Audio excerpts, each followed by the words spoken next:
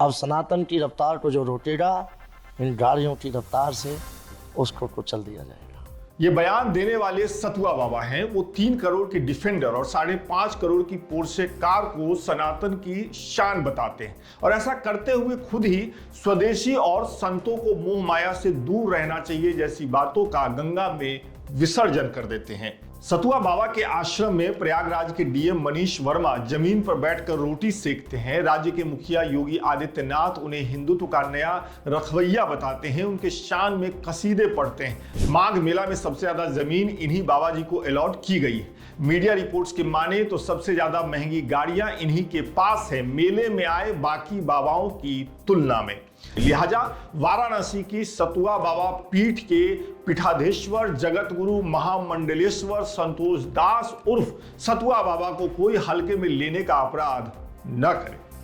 इनसे कोई न पूछे कि करोड़ों की गाड़ियां कहां से आई हैं। इनके लिए कोई ईडी सीबीआई नहीं है, कोई कोर्ट कचहरी नहीं है, कोई नियम कानून नहीं है, क्योंकि इनके शरीर पर भगवा वस्त्र है, माथे पर टीका है और बातों में सनातन और हिंदू धर्म है। आज की तारीख में ये सब लाइसेंस है कुछ भी कर गुजरने का। ऐसी धाराओं में मुकदमा लिखा जरूर जाएगा कि मैं वादा करता हूं आपसे। बाबा से सवाल पूछने का मतलब है आपने सनातन से सवाल पूछा। बाबा की आलोचना करने का मतलब है आपने हिंदू धर्म का अपमान किया। बाबा से हिसाब मांगने का मतलब है कि आप सीधे पाकिस्तान और बांग्लादेश से जुड़े हुए हैं। आपको इस देश में रहने का कोई अधिकार नहीं है। एक लाइन में कहूं तो इन बाबा जी को आर्ट ऑफ लिविंग मालूम है। इस विवाद काफी खड़ा हो रहा है इस पर कि बाबाओं के पास इतनी महंगी गाड़ी कैसे आई, क्यों आई। विवाद करने वालों को मैं बधाई देता हूं कि वे भारत में रहते हुए अगर बाबा लोगों के पास आई हुई गाड़ियों से उनको जलन हो रही है तो निश्चित वह सनातन के नहीं है, वह पाकिस्तान के हैं, बांग्लादेश के हैं। बांग्लादेश और पाकिस्तान में अभी SRI चल रहा है, उनको नागरिकता वहाँ की ग्रहण कर लेना चाहिए। बाबा की धर्म पर कितनी पकड़ है वो तो मुझे नहीं मालूम, लेकिन अर्थ पर उनकी कितनी अच्छी पकड़ है इसका नमूना पूरा देश देख रहा है। बस सामान्य ज्ञान थोड़ा कमजोर है बाबा जी आपका। SRI न पाकिस्तान में चल रहा है ना ही बांग्लादेश में। हाँ, भारत में SIR जरूर चल रहा है।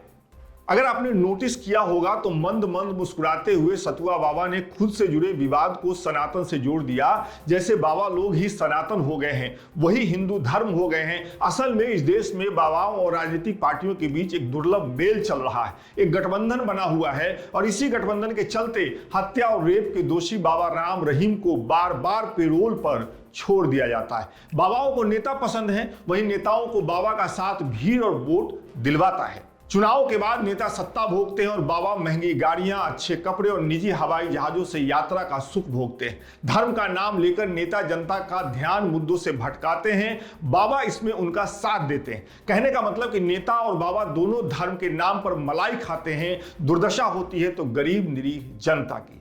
कभी धर्म के नाम पर भीड़ उनके घर आकर शादी रुकवाती है, धर्म के नाम पर होने वाले दंगों में वो मारे जाते हैं, उनके घर जलाए जाते हैं, उनके बच्चे स्कूल जाने की उम्र में जेल पहुंच जाते हैं। इस सब से बच जाते हैं तो आस्था के महाकुंभ में कुचल दिए जाते हैं। लेकिन ये मौका इन सब बातों का नहीं है, ये समय है सतुआ बाबा की महंगी लाइफस्टाइल को सेलिब्रेट करने का। ये मौका है हम सबों को अपने धर्म और आस्था को ऐसे बाबाओं के हवाले कर देने का जो आज के भगवान बनने से कुछ ही फलांग दूर हैं।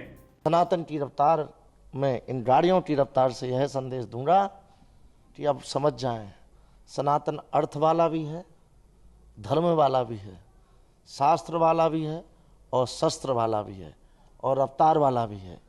अब सनातन की रफ्तार को जो रोकेगा, इन गाड़ियों की रफ्तार से उसको कुचल दिया जाएगा। ठीक है, तो लगे हाथ एक और काम कर लिया जाए। हिंदू धर्म के उन सभी ग्रंथों को किनारे कर दीजिए जिसमें मोह माया से दूर रहने, अच्छी शिक्षा पाने, मार काट को आखिर समय तक टालने की बातें कही गई हैं। हिंदू धर्म के हर उस पहचान को मिटा दीजिए जिस पर यह धर्म वर्षों से टिका हुआ है और आगे भी उसी पर टिका रहेगा अगर उसे रहने दिया गया तो। ऐसा कर लेने के बाद आज और अभी से कुछ नए ग्रंथ बनाइए जो इन बाबाओं के द्वारा लिखे जाएं, क्योंकि जो ये कर रहे हैं, जो कह रहे हैं, जो दिखा रहे हैं और दिखाना चाह रहे हैं, वही तो आज की तारीख में हिंदू धर्म बनता जा रहा है। बाकी सब सनातन के दुश्मन हैं, बाकी सब हिंदू धर्म के दुश्मन हैं, पाकिस्तानी और बांग्लादेशी हैं।